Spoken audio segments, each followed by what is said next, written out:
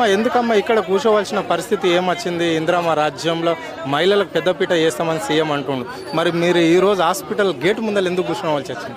నిన్న జరిగిన ఆశా వర్కర్లకు మీరు చూస్తున్నట్టు వీడియోలు ఎంత దౌర్జన్యంగా ఆడవాళ్ళని చూడకుండా వాళ్ళని ఈడ్చుకపోయి డీసీఎంలో ఏడ్చుడు. వాళ్ళు ఏం అడిగిర్రు? శాలరీస్ పెంచమని అడిగిర్రు. వాళ్ళని అరెస్ట్మెంట్, వాళ్ళని ఒక విధంగా వాళ్ళని ఒక రకంగా బాధలు పెట్టుకుంటా డీసీఎంలో వేసి వాళ్ళకి ఇంత బాధ పెట్టి ఈరోజు ఐసీలో వచ్చే పరిస్థితి తీసుకొచ్చిండు. రేజింగ్ 1లో ఉన్నాడండి సీఎం రేవంత్ రెడ్డి.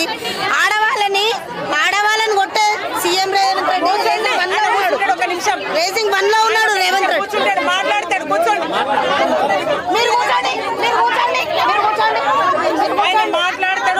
కూర్చోండి, సార్ వచ్చి మాట్లాడతాడు, కూర్చోండి. ఈరోజు మన సీఎం రేవంత్ రెడ్డి అన్న రేజింగ్ 1లో ఉన్నాడట. గవర్నమెంట్ ఆడవాళ్ళను కొట్టి ఆడవాళ్ళని తిట్టి పోలీసు వాళ్ళతోటి కొట్టిపించి రేజింగ్ 1లో ఉండి తెలంగాణ తల్లి విగ్రహం నిన్న ఓపెన్ చేసిండు. ఎందుకంటే ఆడవాళ్ళని కొడుతున్నారు కదా, అందుకోసం రేజింగ్ 1లో ఉన్నాడు. ఈరోజు మేము ఎవరినన్నా పలకరియడం జరిగితే ఓమరేజ్ చేస్తుర్రు మమ్మల్ని. ఒక కార్పొరేటర్ కాకుండా కార్పొరేటర్ని, నేను సికింద్రాబాద్ కార్పొరేటర్ని, ఓమరేజ్ చేస్తారు మమ్మల్ని. మేము పలకరియొద్దు, అతను వాళ్ళు వచ్చి పలకరియరు. వాళ్ళకు వచ్చే ఇంత దౌర్జన్యమైన పరిస్థితి ఈ ఆశా వర్కర్లకి ఎందుకు వస్తుందండి? ఈరోజు కరెక్ట్గా ఒప్పుకున్న 18,000 శాలరీ వాళ్ళకి ఇస్తే వాళ్ళు ఎందుకు ఇక్కడ కూర్చుంటారు? వాళ్ళు చేసే లాక్డౌన్లో కానీ మనము ఇంత దౌర్జన్యంగా వాళ్ళు చేసుకుంటా మనకు ప్రజలకు సాయం చేసుకుంటూ వస్తుంటే వాళ్ళకి ఇబ్బంది పెట్టుకుంటా ఈరోజు వాళ్ళు వచ్చి పుట్టి మీకు శాలరీస్ మాకు పెంచండి అని అడిగినందుకు మీరు దౌర్జన్యంగా వాళ్ళని పోలీసులతో తీసుకుపోయి డీసీఎంలో వేసి ఈరోజు రేజింగ్ 1లో ఉన్నది గవర్నమెంట్. రేజింగ్ 1లో ఉన్నది కేవలం పోలీసు వాళ్ళతోటి పబ్లిక్ని కొట్టిపియడానికి రేజింగ్ 1లో ఉన్నాడు రేవంత్ రెడ్డి కేవలం. అంతేగాని ఇంకా రేజింగ్ 1లో దేనిలో లేడు. ఇచ్చిన హామీలు ఇవ్వకుండా చేత కాకుండా రేజింగ్ 1లో ఉన్నాడు. అంతేకాకుండా ఇంకా ఏమీ లేడు రేజింగ్ 1లో. ఈరోజు ఒక గర్భిణీ స్త్రీ కూడా ఉన్నదంట ఇందులో వీళ్ళకు. అది కూడా చూడకుండా నిన్న డీసీఎంలో తీసుకుపోయి చేసిరంట. వీళ్ళకి ఇదే న్యాయం అవుతుందా ఈ గవర్నమెంట్ పోలీసు వాళ్ళకు? మాకు అర్థమైతే లేదు. ఇంత దౌర్జన్యంగా కనీసం మహిళలను చూడకుండా కూడా ఇట్లాంటి పనులు చేసినందుకు రేవంత్ రెడ్డి అన్న మీకు ఒకటే మేము చెప్పేది, మేము ఏమంటలేమన్నా, నువ్వు చేసే పనులు కరెక్ట్గా చేయి. ఒక హైడ్రా తీసుకొస్తున్నావు, ఒక మన ఇన్ని పనులు 6 గ్యారెంటీలు ఇస్తా అంటున్నావు. కనీసం మేము నన్ను వల్కరియనికి పోతే కూడా మమ్మల్ని చూపిస్తలేవు. ఇదేం పోలీసులు అన్న? వీళ్ళతో మమ్మల్ని కొట్టిపిస్తావా? నీ చేతనేదో మాతో దగ్గర రా అన్న. మహిళల దగ్గర పోయి ఎందుకు ఇట్లా చేస్తున్నావు? మా దగ్గరికి రా. మా గవర్నమెంట్ మాది మేము ఉన్నప్పుడు ఎట్లా చేసినాము? మేమేమన్నా చేసినామా? మీకు ఏమైనా ప్రాబ్లం చెప్పించినామా? మీతో మాతో ఏమైనా ఇబ్బంది ఉంటే మా దగ్గర వచ్చి కూర్చోండి, మేము మాట్లాడతాం. స్టేట్ టు స్టేట్ మాట్లాడు. అంతేగాని ప్రజలను ఇబ్బంది పెట్టకన్నా. నువ్వు రేజింగ్ 1లో ఉన్నావన్నా మేము ఒప్పుకుంటాము. ప్రజలను ఇబ్బంది పెడుతున్నావు అని రేజింగ్ 1లో ఉన్నావు. చెప్పండి అమ్మా, ఏంది పరిస్థితి? ఘర్షణ జరగడానికి కారణాలు ఏంటి?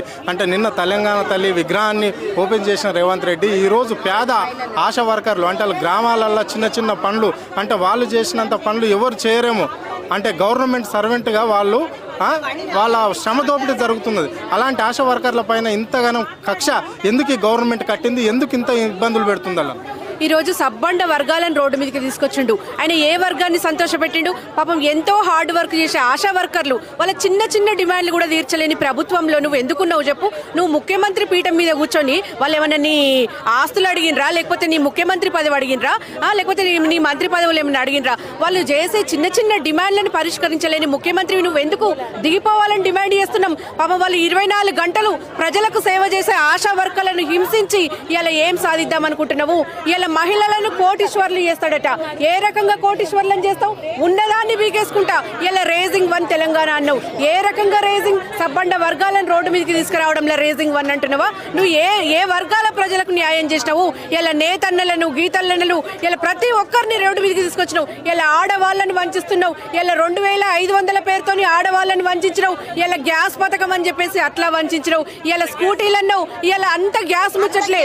ఇలా స్కూటీలు అన్నావు, స్కూటీలు లేవు. ఇలా ఆడపిల్లలకు కానీ ఇలా మహాలక్ష్ములు అన్నావు. ఇలా మహా మోసం చేస్తున్నావు. ఇలా పాపం ఏమడిగినరు ఆశా వర్కర్లు? ఇలా వాళ్ళని ఎందుకంత హింసించడం? ఇలా పోలీసులతో నిర్బంధించడము, ఆడవాళ్ళ చీరలు లాగడము. ఇలా పాపం గర్భిణీలు ఉన్నారట ఇంట్లో. ఈ గర్భిణీలే కూడా వాళ్ళు లాగి పడేయడము. ఈ నిర్బంధాలు దోపిడీ రాజ్యం. దొంగల రాజ్యం దోపిడీ రాజ్యం. చెప్పండి అమ్మా, ఏంటి పరిస్థితి?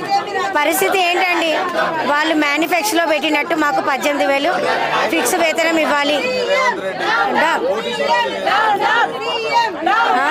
మేనిఫెస్టోలో పెట్టినట్టు ఆరోగ్య భద్రత, పని భద్రత మాకు తప్పకుండా కలిగించాలి.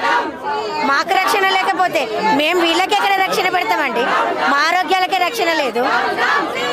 పరిస్థితి ఉద్రిక్తంగా మారింది. సో ఇక్కడ బెటాయించారు ఆడోళ్ళు, మహిళలు మాత్రం ఇక్కడ కూర్చొని ఆందోళన చేయడం అనేది జరుగుతుంది. అంటే ఇక్కడ ఇచ్చిన హామీలు నెరవేర్చమంటే రేవంత్ రెడ్డి మమ్మల్ని పోలీసులతో డాలు చేపిస్తున్నాడు, మహిళలను చూడకొచ్చిండు.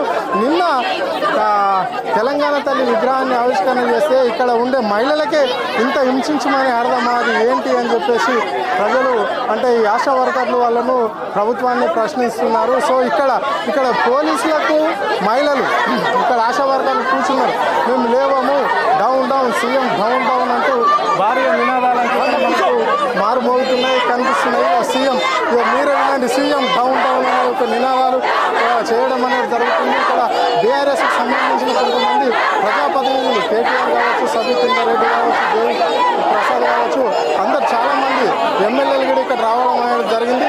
వచ్చినప్పటికి కూడా ఇక్కడ వీళ్ళు మాత్రము ఇక్కడ బెటాయించి మేము ఇక్కడ నుంచి కదలే లేదు, న్యాయం అయ్యేదాకా అని చెప్పేసి వాళ్ళు చెప్పడం అనేది అయితే జరుగుతుంది. మనకు కనిపిస్తుంది CM down down, CM down down అని చెప్పేసి వాళ్ళు నినాదాలు అయితే భారీగా చేస్తున్నారు. సో ఇక్కడ మనకు కనిపిస్తున్నాము. అంటే ఇక్కడ ఉస్మానియాకి సంబంధించిన హాస్పిటల్ దగ్గర మాత్రం భారీగా పోలీస్ బలగాలు అయితే మోహరించినాయి. వాళ్ళకి వీళ్ళ పోలీసులకు ఇక్కడ ఎవరైతే నిరాశలు చేస్తున్నారో బీఆర్ఎస్ సంబంధించిన మహిళలే కావచ్చు, లేదంటే ఆశా వర్కర్లకు మద్దతు చెప్పినట్టు బీఆర్ఎస్ మహిళలు, సో వాళ్ళకు వీళ్ళకు అంటే వీళ్ళు ఇక్కడ బెటాయించడం, వాళ్ళు కూర్చోవడంతో పోలీసులు మాత్రం వీళ్ళు లేవాలి అని చెప్పేసి వాళ్ళు చెప్పడం అనేది జరుగుతుంది. సో ఇది పరిస్థితి. ఇక్కడ పోలీసులకు ఇక్కడ ఆశా వర్కర్లకు మధ్య వాగ్వాదం అయితే చోటు చేసుకునే పరిస్థితి అయితే ఇక్కడ మనకు స్పష్టంగా కనిపిస్తుంది. వాళ్ళు ఒకటే నిదానం, సీఎం డౌన్ డౌన్ అని చెప్పేసి నినాదాలు అయితే మోగిపోతున్నాయి. ఇది పరిస్థితి ఇక్కడ నుంచి సంబంధించిన. ఇప్పుడు కొంతమంది అక్కడ బీఆర్ఎస్ సంబంధించిన నేతలు మాత్రం అక్కడ లోపలికి వెళ్ళడం అనేది జరిగింది. అక్కడ పరిస్థితులు ఏంటి అని చెప్పే అవకాశం అయితే ఇక్కడ కనిపిస్తుంది. వాళ్ళని పరామర్శించి వచ్చిన తర్వాత ఇక్కడ ఏం జరుగుతుందని చెప్పేసి ఇక్కడ మనకు చెప్పడం అనేది జరుగుతుంది. ఉస్మానియా హాస్పిటల్లో ఇప్పటి వరకు కూడా వీళ్ళకి వచ్చిన వాళ్ళకు ఎలాంటి ట్రీట్మెంట్ జరగలేదు అని చెప్పేసి, జరగలేదు అని చెప్పేసి వాళ్ళు చెప్పడం అనేది జరుగుతుంది. ఇది పరిస్థితి. సో ఇక్కడ పరిస్థితి మాత్రం ఉద్రిక్తంగా మారే అవకాశం అయితే మనకైతే స్పష్టంగా కళ్ళకు కట్టినట్లుగా కనిపిస్తుంది. ఇక్కడ మహిళలు అంటే ఇక్కడ రాజకీయ నాయకులుగా రావడంతో ఒకేసారికి మారిపోతున్నాయి. సీఎం డౌన్ డౌన్ అనే నినాదాలు మాత్రం వస్తున్నాయి.